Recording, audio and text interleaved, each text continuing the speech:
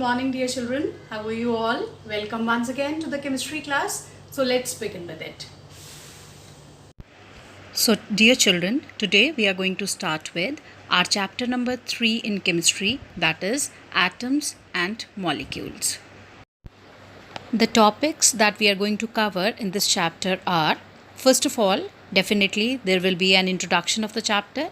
Then we'll be talking about laws of chemical combination, in which law of conservation of mass and law of constant proportions will be discussed, Dalton's atomic theory, atoms, modern day symbols of elements, molecules, atomicity, chemical formulae, characteristics of chemical formulae, rules for writing chemical formulae, molecular mass, formula unit mass, ions, mole concept, molar mass, and the important formulae.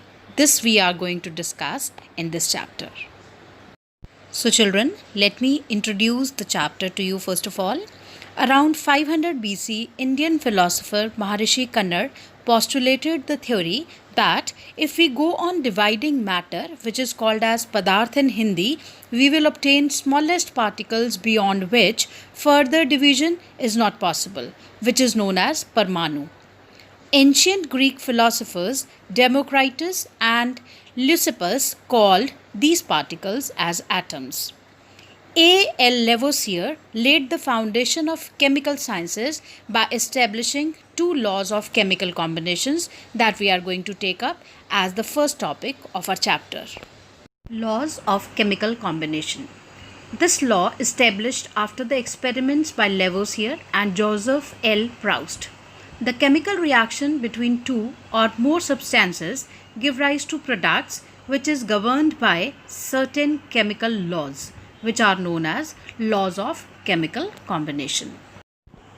Dear children, in your syllabus, we are just going to deal with only two laws of chemical combinations. Out of them, the first is law of conservation of mass.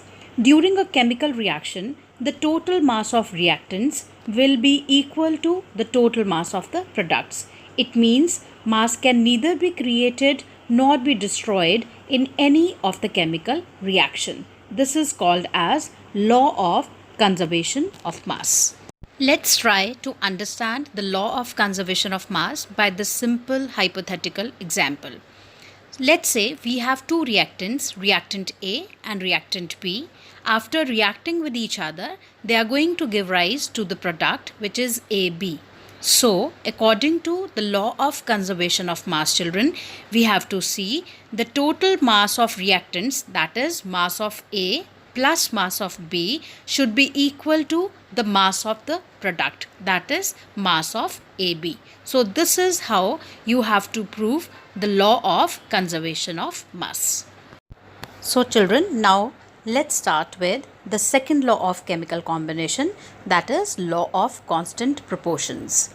In a chemical reaction, compounds always contain the same elements present in definite proportions by mass, irrespective of their source. And this law was given by Lavoisier. So now children, let's try to understand the law of constant proportions by this example. Let's say we have a compound, water.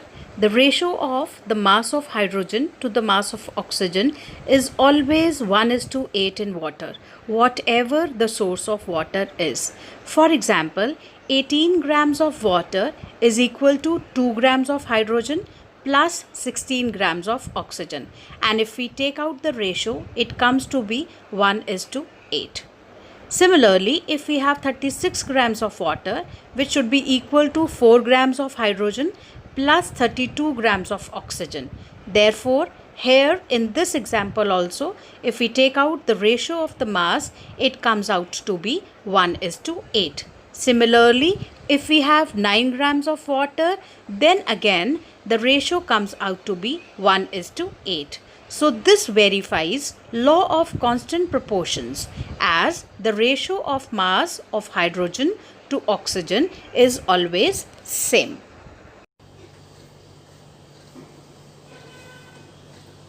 Thank you, Shemstars. That's all for today. I hope whatever was told and explained in the class, you have understood it nicely.